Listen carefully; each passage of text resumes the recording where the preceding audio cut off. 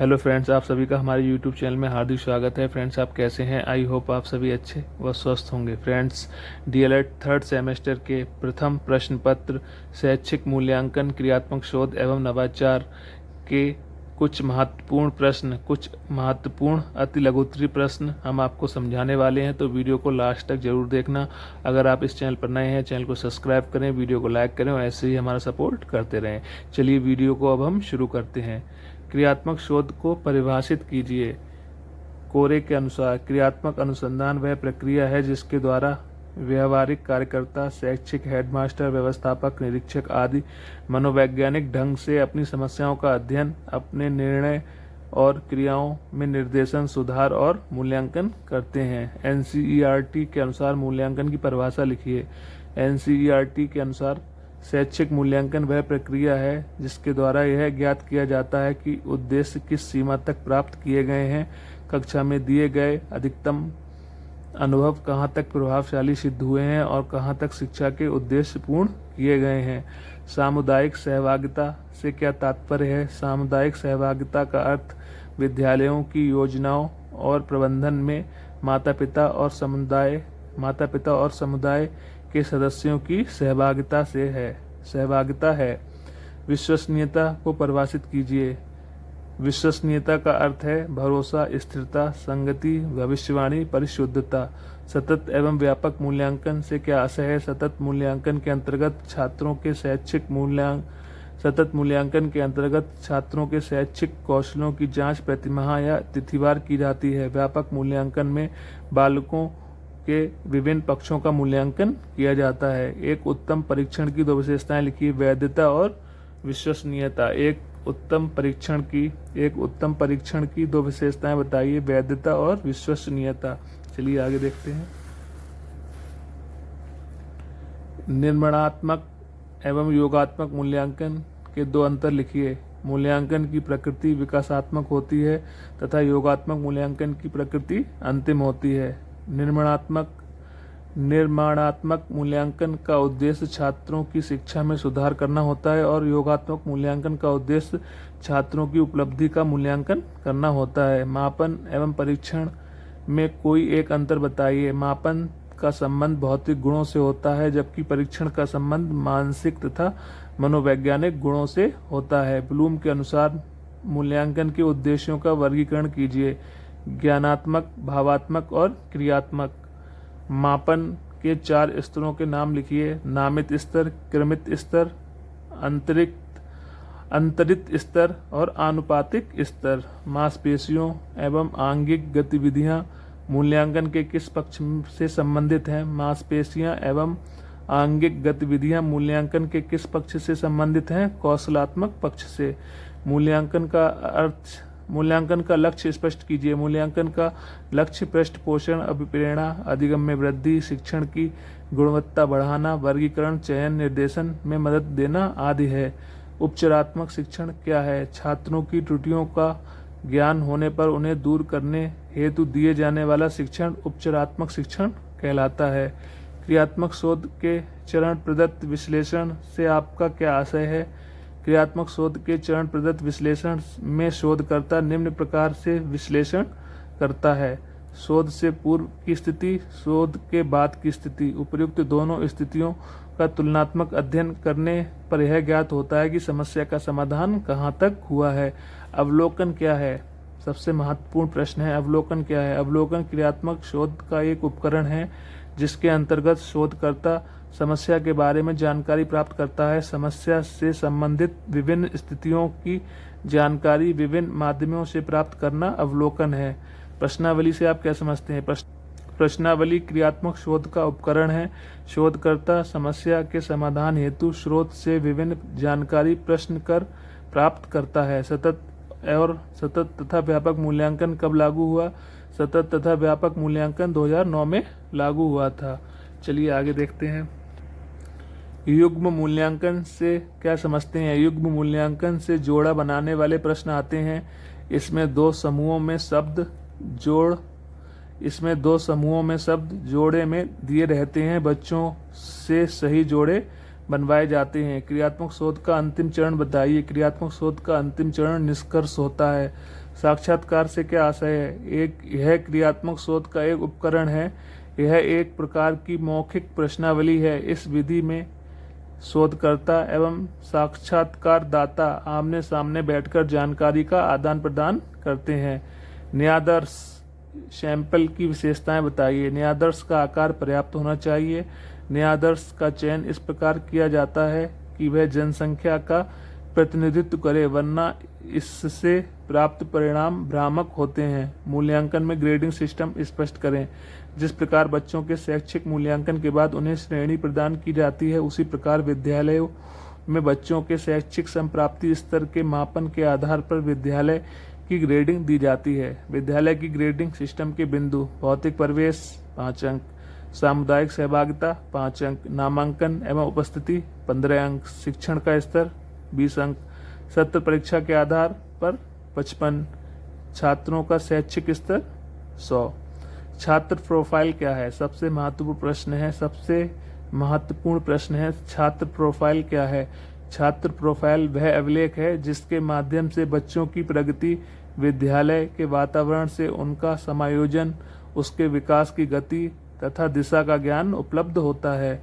मूल्यांकन हेतु कितनी परीक्षाएं होती हैं? सत्रीय परीक्षा, अर्धवार्षिक परीक्षा और वार्षिक परीक्षा। मूल्यांकन की परिभाषा बताइए।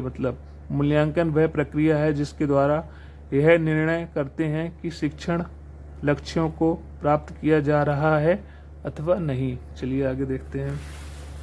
क्रियात्मक शोध की 2 विशेषताएं बताइए। क्रियात्मक शोध की 2 विशेषताएं बताइए। क्रियात्मक शोध की समस्या अनुभवजन्य होती है।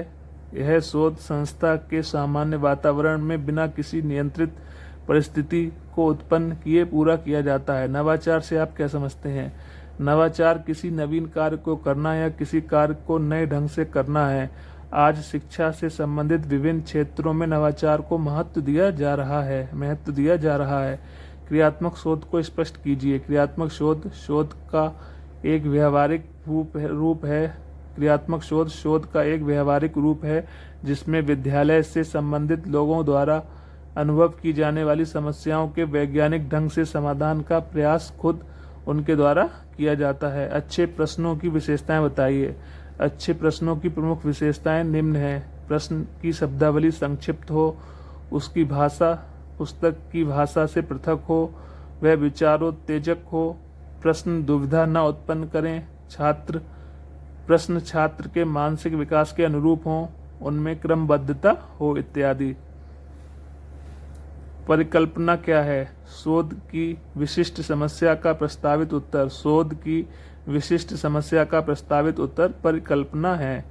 मूल्यांकन के प्रमुख पक्षों का उल्लेख कीजिए। मूल्यांकन के प्रमुख पक्ष हैं संज्ञानात्मक पक्ष, भावात्मक पक्ष और कौशलात्मक एवं व्यवहारात्मक पक्ष। चलिए आगे देखते हैं।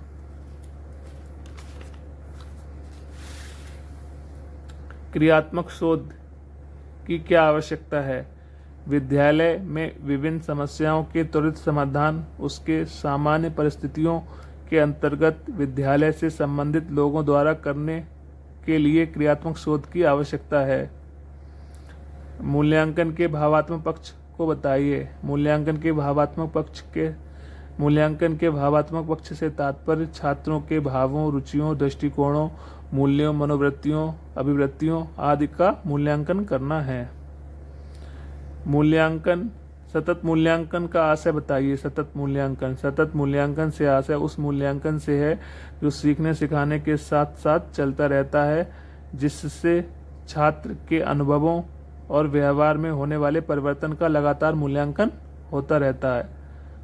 व्यापक मूल्यांकन के उद्देश्य बताइए। व्यापक मूल्यांकन का उद्देश्य छात्रों के सभी पक्षों संज्ञानात्मक, भावात्मक, कौशलात्मक एवं व्यवहारात्मक का मूल्यांकन करना है। चलिए आगे देखते हैं। क्रियात्मक शोध से क्या तात्पर्य है? सबसे महत्वपूर्ण प्रश्न है। क्रियात्मक शोध से क्या तात्पर्य है?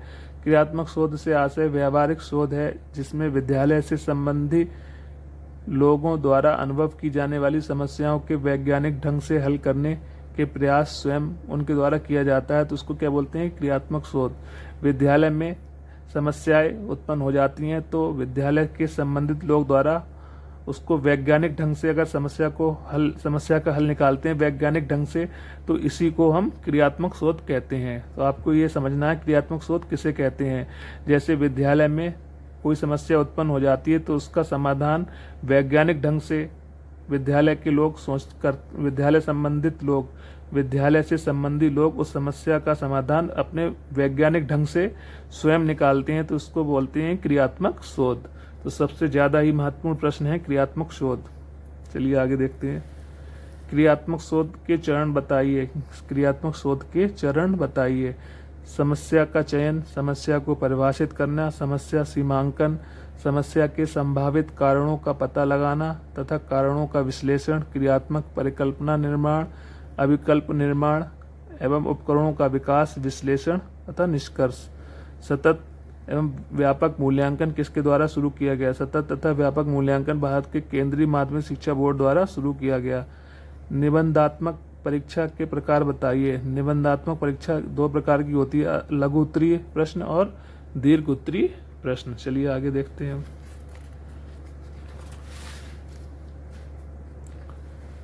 विश्वसनीयता किसे कहते हैं? सबसे महत्वपूर्ण प्रश्न है विश्वसनीयता किसे कहते हैं? विश्वसनीयता किसी परीक्षण पर व्यक्ति के प्राप्तांकों की संगति है। अर्थात यदि एक व्यक्ति की परीक्षा किसी परीक्षण पर बार बार ली जाए और प्रत्येक बार वह व्यक्ति समान अंक प्राप्त करे, मतलब समान प्राप्तांक अर्जित करता है, तो वह परीक्षण विश्वसनीय कहा जाएगा। मूल्यांकन से आपका क्या अभिप्राय है? मूल्यांकन से अभिप्राय मूल्य के अंकन से है। शिक्षा में मूल्यांकन से तात्पर्य विद्यार्थियों द्वारा प्राप्त किए गए शिक्षण के उद्देश्यों की सीमा ज्ञात करने की प्रक्रिया से लिया जाता है। शैक्षिक मापन किसे कहते हैं? शैक्षिक मापन एक ऐसी वर्णनात्मक प्रक्रिया है जिसमें छात्र के साथ ही शिक्षा एवं उसकी व्यवस्था से संबंधित व्यक्तियों या वस्तुओं के किन्हीं गुणों या विशेषताओं का शैक्षिक उद्देश्य से क्रमबद्ध वर्णन किया जाता है। क्रियात्मक शोध का मूल मंत्र क्या है? समस्या हमारी और समाधान भी हमारा। ये सबसे महत्वपूर्ण प्रश्न है। क्रियात्मक शोध का मूल मंत्र क्या है? समस्या हमारी और समाधान भी हमारा। शैक्षिक शोध क्या है? शैक्षिक अनुसंधान छात्र अध्ययन, शिक्षण विधियों, शिक्षक प्रशिक्षण और कक्षा गतिकी जैसे विभिन्न पहलुओं पर किया जाता है। जो शोध शिक्षा संबंधी समस्याओं पर किया जाता है उसे शैक्षिक अनुसंधान कहा जाता है। मतलब जो शोध शिक्षा संबंधी समस्याओं पर किया जाता है उसे शैक्षिक अनुसंधान कहा जाता है। सामाजिक कौशल मूल्यांकन के उपकरण कौन कौन से हैं? प्रत्यक्षीकरण, समायोजन, निर्देशित अनुक्रिया, यंत्रीकरण, जटिल प्रत्यक्ष अनुक्रिया। चलिए आगे देखते हैं। सामाजिक दृष्टिकोण से मूल्यांकन की आवश्यकता क्यों है? मूल्यांकन के द्वारा बालक के विषय में उपयोगी सूचनाएं प्राप्त होती हैं। सामाजिक दृष्टिकोण से मूल्यांकन की आवश्यकता क्यों है? मूल्यांकन के द्वारा बालक के विषय में उपयोगी सूचनाएं प्राप्त होती हैं जिनका सामाजिक व्यवस्था बनाने में प्रयोग किया जा सकता है। मूल्यांकन से व्यक्तिगत भिन्नताओं का ज्ञान होता है। इसी ज्ञान से व्यक्तिगत शिक्षण प्रदान किया जाता है। मौखिक अभिव्यक्ति के साधन कौन कौन से? भाषा, व्याकरण और बोली। मूल्यांकन की दो विशेषताएं लिखिए। मूल्यांकन यह एक व्यापक प्रक्रिया है, यह एक लगातार चलने वाली प्रक्रिया है। शैक्षिक नवाचारों के उद्देश्य बताइए। सबसे महत्वपूर्ण प्रश्न है। शिक्षा में शिक्षण नवाचारों के प्रयोग का मुख्य उद्देश्य शिक्षण व्यवस्था को विश्व स्तरीय प्रतिस्पर्धा में आगे पहुंचाना है, जिससे कि संसार में हमारी शिक्षा प्रणाली आदर्श रूप में जानी जाए। शिक्षा में अधिगम प्रक्रिया को सरल एवं प्रभावी बनाना है। शिक्षण में अधिगम प्रक्रिया को सरल एवं प्रभावी बनाना है। छात्रों के सर्वांगीण विकास करना, जिससे कि छात्रों में अंतर्निहित प्रतिभाओं का विकास किया जा सके। छात्रों एवं शिक्षकों की नवीनतम वैज्ञानिक दृष्टिकोण का विकास लाना है, जिससे कि वे अंधविश्वास एवं कुरीतियों से दूर रह सकें। शैक्षिक नवाचारों का प्रमुख उद्देश्य छात्रों द्वारा प्राप्त ज्ञान को स्थायी बनाना है, क्योंकि जब छात्र क्रियाशील होकर ज्ञान प्राप्त करेगा तो वह ज्ञान स्थायी होगा। तो नवाचार क्या है? मतलब शिक्षा के क्षेत्र में नवीन प्रयोग करना, इसको बोलते हैं नवाचार, जिससे अधिगम प्रक्रिया को और प्रभावशाली बनाया जाता है। ठीक है फ्रेंड्स, मिलते हैं किसी नेक्स्ट वीडियो में। तब तक के लिए जय हिंद, जय भारत। हंसते रहिए, मुस्कुराते रहिए, हमेशा स्वस्थ रहिए, ऐसे ही हमारा सपोर्ट करते रहिए।